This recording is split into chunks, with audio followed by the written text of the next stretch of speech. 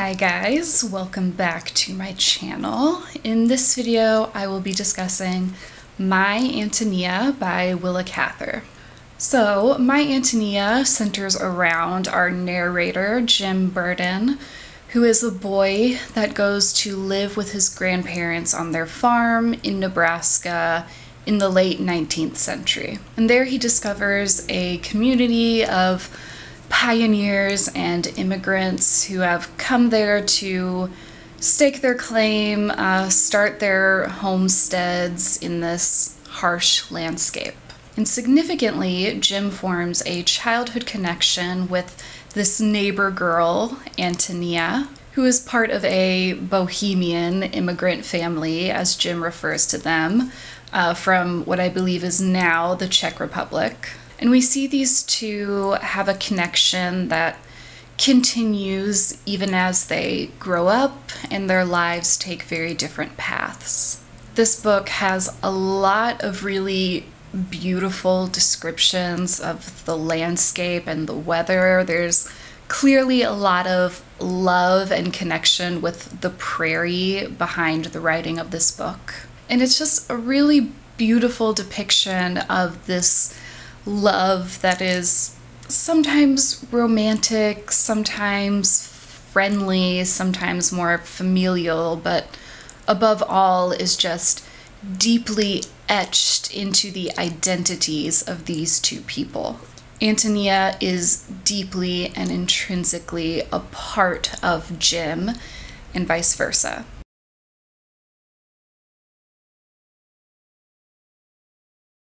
So let's talk about the landscape first, kind of the starkness and the harsh realities of this kind of setting, and also the beauty that our narrator sees in it. So this is a very early description from Jim's first day in Nebraska. I had never before looked up at the sky when there was not a familiar mountain ridge against it. But this was the complete dome of heaven, all there was of it. I did not believe that my dead father and mother were watching me from up there. They would still be looking for me at the sheepfold down by the creek, or along the white road that led to the mountain pastures. I had left even their spirits behind me. The wagon jolted on, carrying me I knew not whither. I don't think I was homesick. If we never arrived anywhere, it did not matter.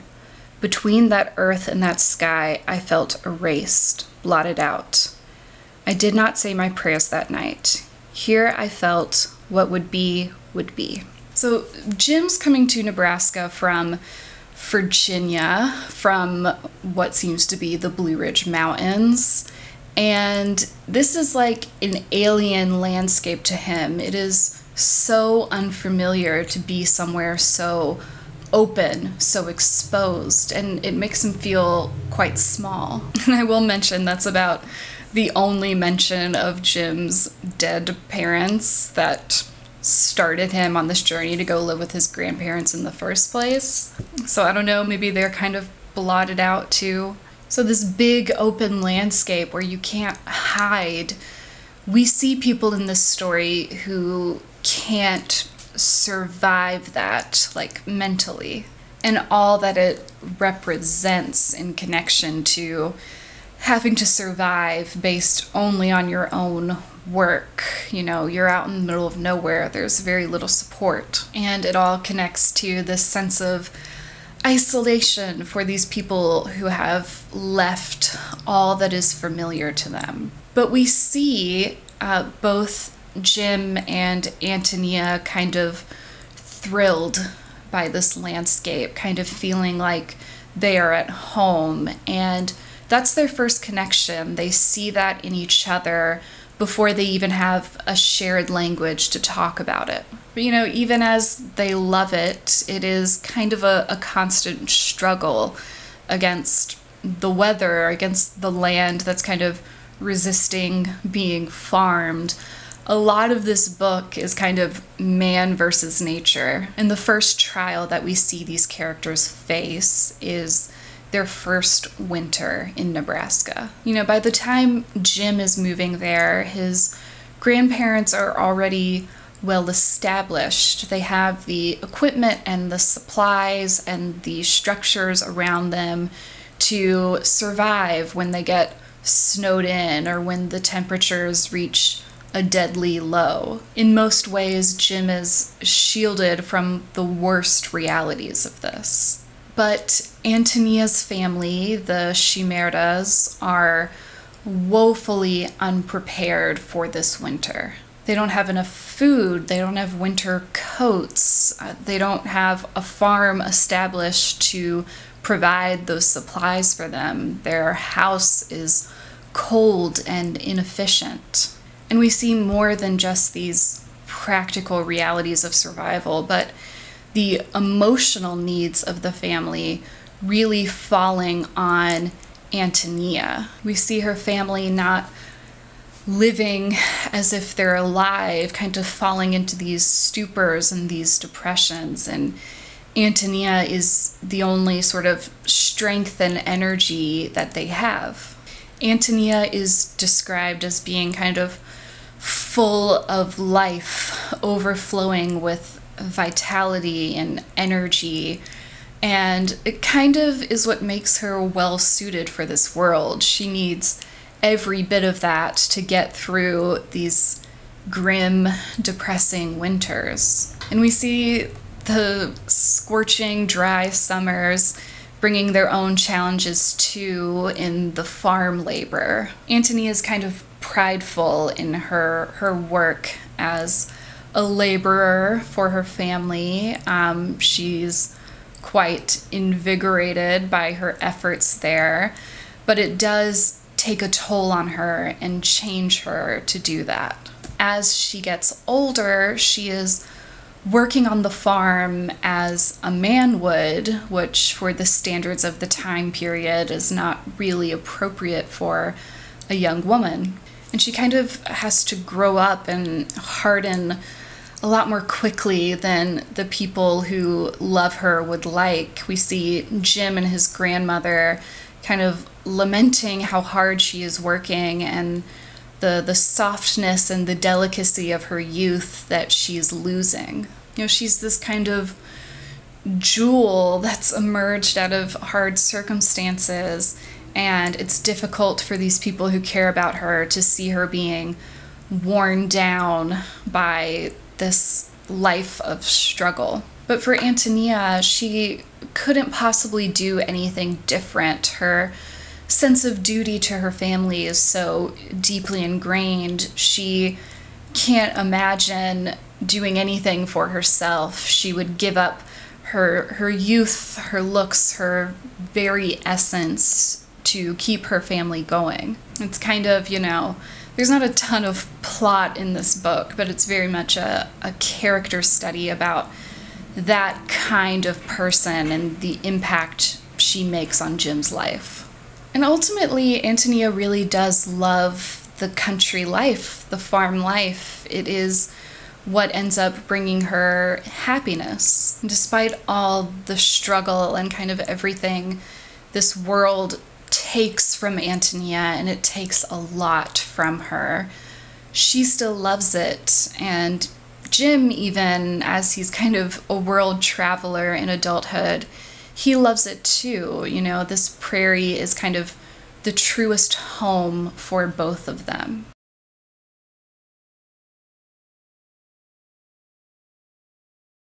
So let's talk about kind of what this book has to say about immigrants and their stories. Nearly everyone in Jim's social circle in his childhood, they're all immigrants. So the whole story is colored by these feelings of displacement and homesickness and having a past that you can't return to, you can't visit. We see these characters struggle with longing for the homelands they left behind, struggle with the cultural differences and the language barriers, and we see people being misunderstood in America. Antonia's father, Mr. Shimerda, is a particularly sad figure in this way. In his home country, he was a man of culture. He was a violinist. That's how he supported his family. He played at weddings. He was literally like a font of joy, of music. He was this very social, joyous man, and it's quite tragic. We never really meet that version of him. We only hear about that person secondhand because the man who is living with his family in Nebraska is a very different man. He's just completely crushed by the realities he's facing here. He seems very lonely. He doesn't have any friends, people that he can speak his language to.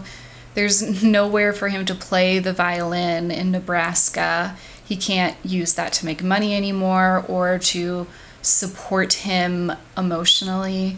He doesn't have his career, his friends, anything familiar to him.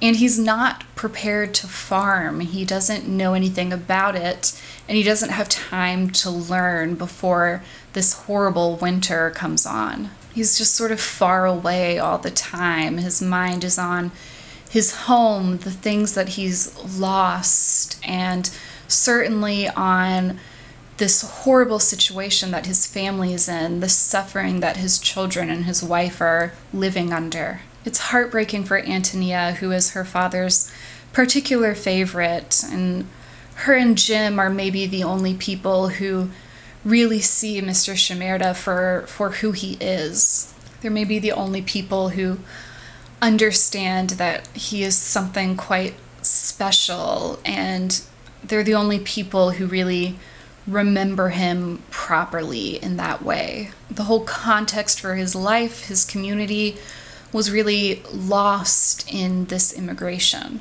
So there are certainly tragic stories like that, but there are also characters who find connection and find community in their new home. And I think ultimately Cather is quite optimistic about the importance of immigration in the United States and how truly American it is to blend cultures and have people from different backgrounds live alongside one another as neighbors. You know, this is very much an American novel, and I hope that that value of finding commonality with people who are different is an inherently American trait. There's this part where a group of them are looking at the stars. Up there, the stars grew magnificently bright. Though we had come from such different parts of the world, in both of us there was some dusky superstition that those shining groups have their influence upon what is and what is not to be. Perhaps Russian Peter, come from farther away than any of us, had brought from his land, too, some such belief. You know, despite their differences and their different languages and homes and experiences, there are things that are common to the human experience, and it's those connections that create a community here instead of just separate families.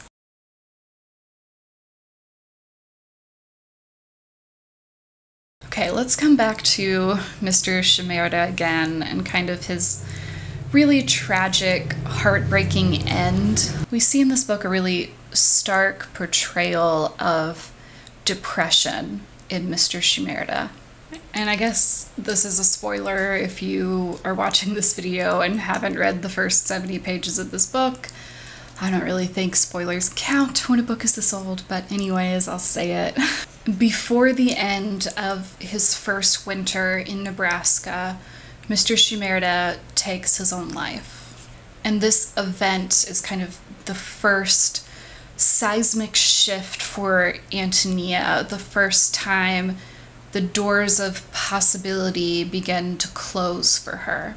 With the loss of her father, she's also losing her one advocate in her household, the one person who wants to give her the best opportunities, who wants to put her forward, wants her to think more of herself than others. He's the one who wanted her to have an education, to learn, and without him in her life, in her family, things are quite different for Ántonia.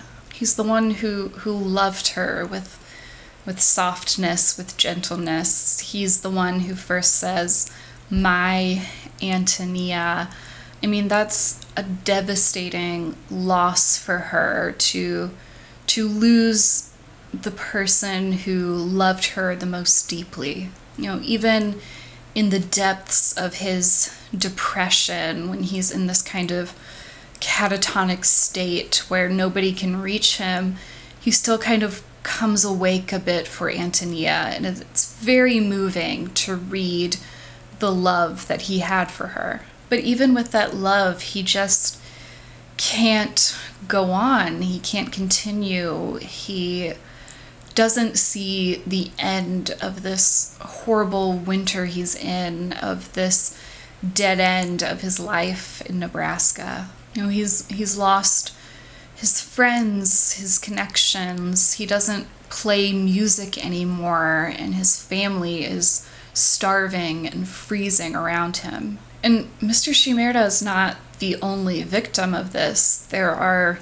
3 suicides in this book, you know, under very different circumstances. But I think Cather is illustrating a certain kind of depression that is unique to these rural, very isolated communities where these men get lost, get forgotten. You know, this is a tough way to live, and it takes family support and community support and internal strength to survive it. And these are all things we see Ántonia using later in life to make her family more immune from this kind of depression, to protect them from it. You know, we see her putting all of herself and all of her energy into keeping the people she loves from falling into this pit that as a little girl she couldn't pull her father out of. You know, there's one part where she's talking to Jim the following summer and saying that she wished her father had lived long enough to see this summer, that maybe if she could have just kept him going to that point, it would have all been okay. You know, she's certainly carrying some responsibility for that, and we see it in the way she behaves to others later in her life.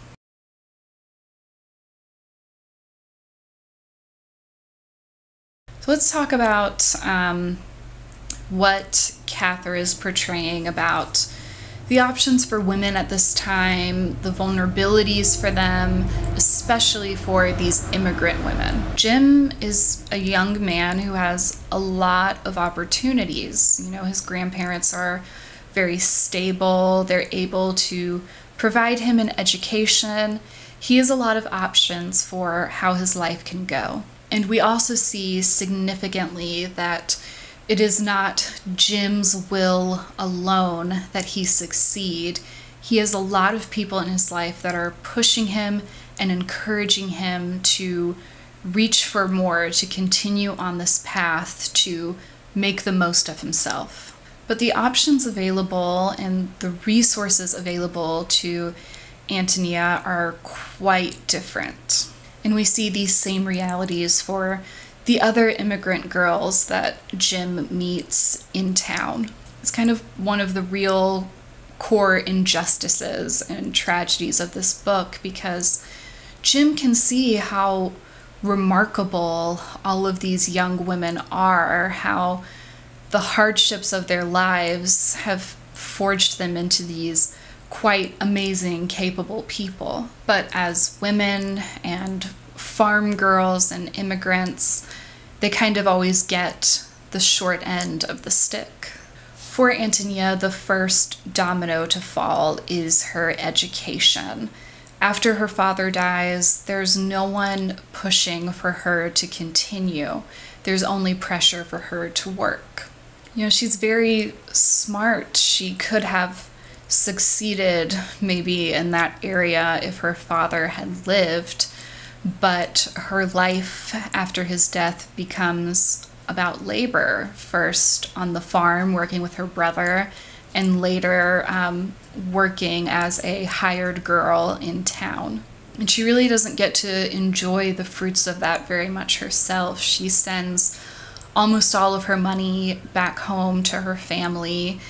Everything fulfills that duty to them. And we see all of these immigrant daughters like Lena feeling this deep sense of duty and obligation to their families. They feel this high level of responsibility to make things easier for their mothers, to pay for farm equipment and repairs, to create a reality where their younger siblings don't have to work as hard as they have. You know, they're sacrificing their comfort, their safety, their youth, all to these ends, and they do it proudly. You know, everything is self-sacrifice. And it is a uniquely feminine kind of self-sacrifice. And while most of the time these girls, these women, are very uncomplaining in this is just the reality of their lives, the moments where we see that there is some grief in that, some awareness of what they're giving up, those hit all the harder. Because the reality is these girls are not free. Jim has no family obligation, and everyone in his life is encouraging him to make decisions for his own betterment. No one is advocating for Ántonia or Lena in that way. In fact, I mean, Antonia's brother would have her work even harder, would completely waste her away. There's a part of the story where while Ántonia is a young, attractive woman and she's living in town, a kind of dancing crew comes in and is putting on dances every night in this tent in town. And Ántonia sacrifices a lot to still have access to those nights of being beautiful and admired and having fun. And she says that she kind of has to get her good times while she can, because for a girl like her, this may be it. It's kind of this sad moment of crisis, seeing her cling to this one brief little flash, this little moment in the sun, this time where she gets a moment to think of herself and to take care of herself. And the real tragedy of it is that she's kind of right. That is sort of her moment. She doesn't get much freedom outside of this time in her life. And it is just a heartbreakingly brief moment. And this isn't the case for Ántonia, but we see some of these other girls really cling to the independence that they gain through their labor. Jim visits Lena, one of the other immigrant girls who worked in town, later in life. Lena has established a dressmaking business. She is respected. She has plenty to be able to help her family's farm and support herself. But she has no intention of marrying or having a family of her own, because as an eldest daughter of a family with a lot of kids, she doesn't remember a time where she didn't have mouths to feed and babies to take care of and all of these restrictions and obligations constricting her life. You know, there's no way for her to be in love and be married to someone and to still be free in the late 19th century. So being alone is kind of the best choice for her. And maybe this is a path that could have worked for Ántonia too, but the circumstances of life do not allow that. Because Ántonia gets pregnant when she is not wed. You know, she puts her faith in a man who abandons her. And this whole incident really shows the vulnerability of these women who are disconnected from their families and their communities and don't have someone to watch out for them. You know, it's so easy to make a little mistake, to be taken advantage of, and then all of these doors, all of these possibilities for Ántonia are closed to her forever as an unwed mother. This is a society that now can only see her as an object of scorn or pity. All that's left for Ántonia is to work and make a world where there are better options, better opportunities for her children. And that's what she does. Just as she has always been doing to support her family and her younger siblings, once she has children of her own, she continues that. And she really beautifully has no shame in that. She's very proud of all of her children, including her first daughter that was born out of wedlock. She is deeply proud of her. She has no shame. And really, as a mother, we see Ántonia be quite successful.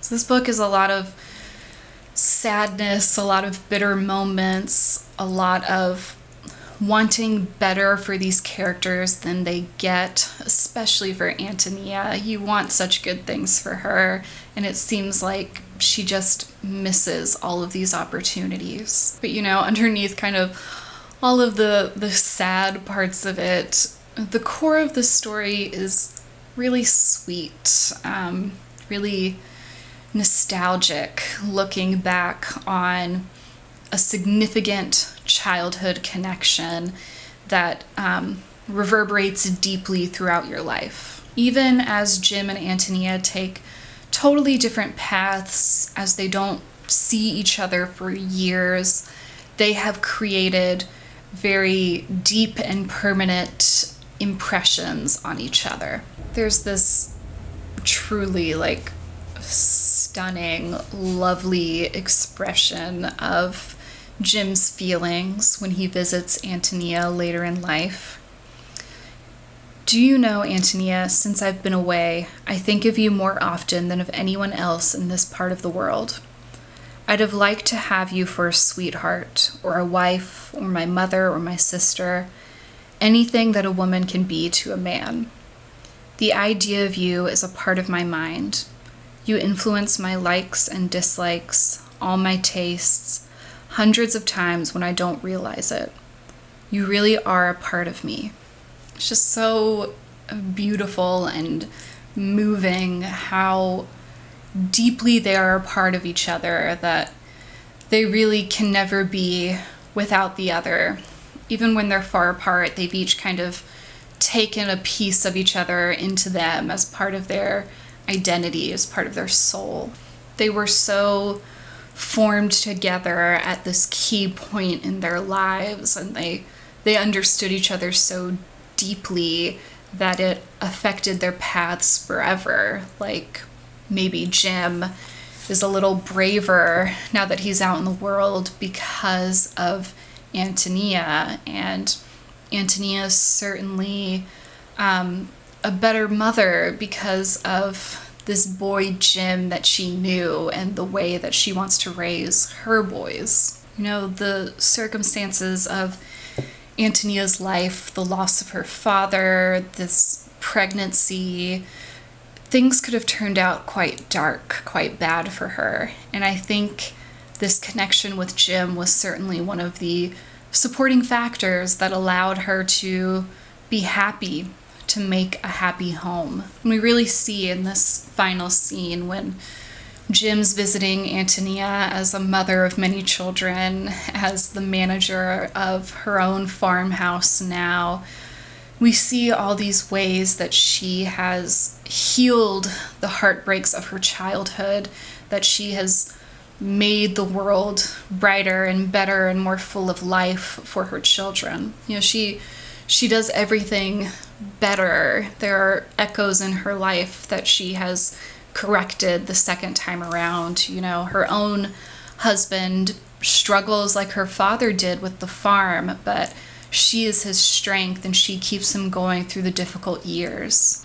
We see there's this one really beautiful moment where one of her sons plays the violin for Jim, the very same violin that belonged to Antonia's father, and we see kind of this rebirth of that joyous existence that was lost when her father died. You know, Jim's a little bolder, Antonia's a little steadier, and ultimately they are both happier and the better for having known one another, even when they aren't everything to each other. You know, they don't end up married, they don't really have a romantic involvement at all, besides Jim having kind of a puppy love for her in their youth. But their impact is still felt deeply in their entire lives. So this is a very sweet kind of coming of age book. I could certainly see this being a good read for teenagers.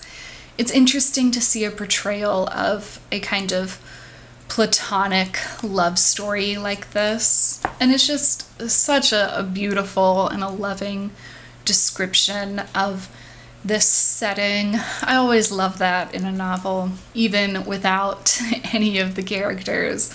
For me, it's worth it with that alone. Okay, if you've read My Ántonia and have any thoughts, please share in the comments below. Thanks for watching. Bye.